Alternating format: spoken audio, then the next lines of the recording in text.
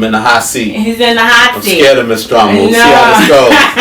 She warned me. I'm saying, but I always try to give a forewarn to those that are in the hot seat, because we do definitely talk about real things. The questions can be considered hard, but at the end of the day, if you're an open person, an honest person, there's really nothing for you to be apprehensive about, right? There's nothing to fear. There's nothing to fear, right? Of course, the site RapRadar.com, which is doing really well. Yes. I mean, let's talk a little bit about that. I mean, some would say it's the most influential hip-hop blog right now. Some. I'm not saying everyone. Others may say it's the most bougiest blog out there. It's very bougie. Okay. It's bougie. It's very bougie. It's mainstream. That's the goal of it. Yes, it's very selective. Let's put it like that. It's very selective. I always developed it from more of a mainstream perspective. Okay. Just like XXL. Ego Tripp was the underground. I was the king of the underground at that age. I'm not 40 years old trying to act like I'm the king of the underground. And I also feel like sites take away when they profess themselves to be all about supporting the new artists, and then they think Rick Ross is a clown, but then they put up every Rick Ross thing. So what's the point of that? You're doing it because you want the traffic. So as much as people can say it's critical, whatever, what we're doing makes sense of what we're trying to do. That's why we have the top 5 posts. We're constantly putting things into the light of who's above who. You're not on the level of a Kanye, Ross, and Wayne. And it doesn't mean that every record they put out I think is the bomb or not, or every video, every viral, but you can't compare yourself. And I think a lot of these blogs in the early days, 1 minute you may get underground guy, and then you get Kanye, and everyone's created equal. And I don't think they are. I think that there's levels of your career that you have to get at. I mean, hopefully one day I could develop more of a site that's more for underground and newer artists, develop a legacy site for the classic side of it. Right. But I think what RapRadar's trying to be is, yes, the mainstream authority. It's kind of like the XXL vision taken to online in a lot of ways. Because I got the same criticism back then. I kept putting 50 Cent on the cover because he was the hot guy. Right. And then they would say I'm on 50's dick. So now Rick Ross is the hot guy. I do a lot of coverage of Rick Ross. I'm on Rick Ross's dick. With that, there are some who feel that maybe you should be on the cusp. Maybe you should be the one to say, before they blow up and they go on, Jimmy Fallon, why aren't you discovering them? I mean, what is the response to that? Why aren't you... I want to discover them. Let me know who I'm losing the boat on. My thing is that that person should be killing it on Two Dope Boys, Real Talk, Your Site, all these other sites. So I'm like, who is... my thing is... I always say I'm not getting you in the club, but if you're in the club, I may buy you a drink, I may sneak you into VIP, but I'm not getting you in the club. You got to get in the club. Right. So what you can do to make Elliott a believer is prove Elliott wrong.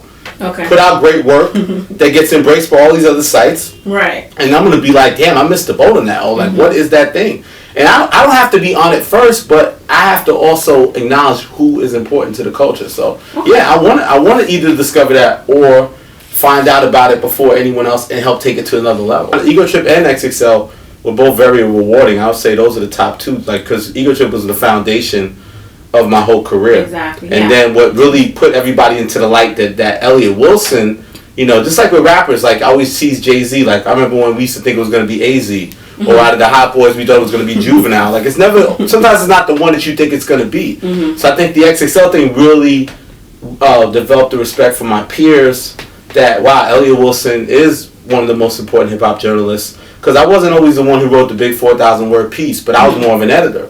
And I also realized with XXL, after it ended, what an influence it was to the next generation. So I guess you'd have to say that probably is still number 1, just because of that, just because of the scope of it. I see. And let's just briefly, I mean, what's the current status of Ego Tripp? I mean, I've seen the site. I see that it's still something that is out there, but is there any type of... I'm still an owner of it, but they're running the business without me as it stands now. And what are your thoughts on that? Is that a choice that you made, or is that a choice that was made for you? It was mutual. It was mutual. I mean, those guys are my brothers, but you don't always see eye to eye, sometimes about things. Right. But I always love those guys. Those guys are my brothers. But they're running it. SOHH Jenkins, Chairman Mal, Gabe Alvarez, Brent Rollins. Ego Tripp started as me and Sasha, and then it developed into a brain trust of 5 people, where every decision had to be a collective, leaders of the new school, everybody has to agree, or we don't do the show. Yeah, right. And that's hard as you get older and you grow and you look at things differently. So a lot of times, I'm more interested in starting new businesses. I love brands that I've created,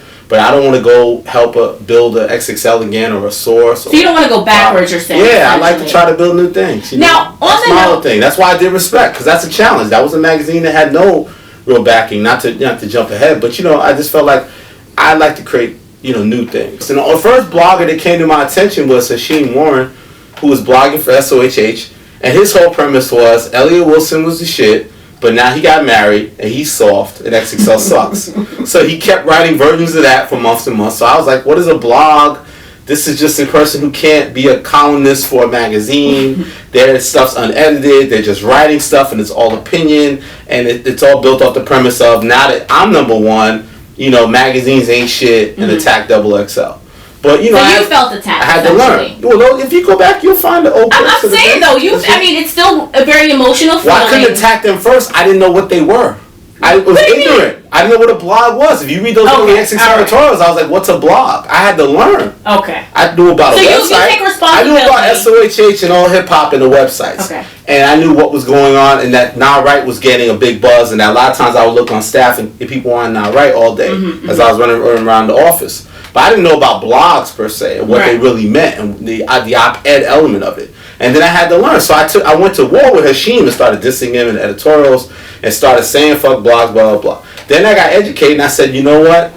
If I'm owning this space, the magazine space, I got to learn the internet space and I got to compete in it. So I hired Brendan Frederick, who now works at Complex, and we built XXLmag.com. But I didn't gain anything from occasionally dissing all hip-hop. But all it was back then was all hip-hop and SOHH. So it was almost like by association, SOHH was adversarial towards me, so I'm going to lump all hip-hop in too and say I'm going to beat them too. But I was just talking a lot of mess, and I didn't do anything to so it was more of a jokey their business. way? No, I thought I could beat them, but I didn't have the support because XXL wants to be they're from Harris Publications, and they know how to put out magazines. They've never fully, to me, embraced the web thing and understand completely what it is. So did you beat put the finances behind at that time? Did you beat them? No, not at all. Okay, so you admit to being... But I think that what I did do was build a great site that was a tremendous influence to the next generation. Right. And all the people there, we got SK a job. SK got the freedom to say, you know what?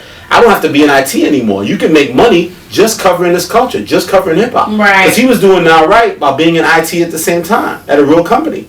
So I offered him a little bit more money. He came to XXL to run the site. Kept Now Right going. He hired and grew and hired Nation and the kid Dre the Blocks for him. Turned his thing into more of a business. And more importantly, had to realize that he could make money off just hip hop. He didn't have to have a real job. Right. And Brendan Frederick, like I said, I'm very proud of him. He's at Complex now, and a lot of the great content they generate, he has a heavy hand in. So, and I think the bloggers in that era, that was something special. Like even someone like Brian Crawford, who I've always been at odds with, to give him a forum back then was revolutionary on that scale. So you befriended your enemies, essentially. No, I never befriended them. Or competition, rather. No, we just put him on because it was. You kind of No, we never got along. He talked to Brendan. I never liked Byron. And Byron, while he wrote editorials for XXL, occasionally would take a shot at me back then. Right. It never changed. I'm not like that. Like, you could diss me, but I'm still paying you. And like, if a certain line gets crossed, then you have to chill with that. Right. Or if the call comes in from advertisers or something, you may have to tweak something. Like, it's not like you have total freedom, but no, he got away with a lot of outlandish stuff back then. Well, we'll get more into your outlandish stuff coming up in this next segment. Yeah. He's in the hot seat. It's not that hot as yet. That's all. You turn the AC off in here.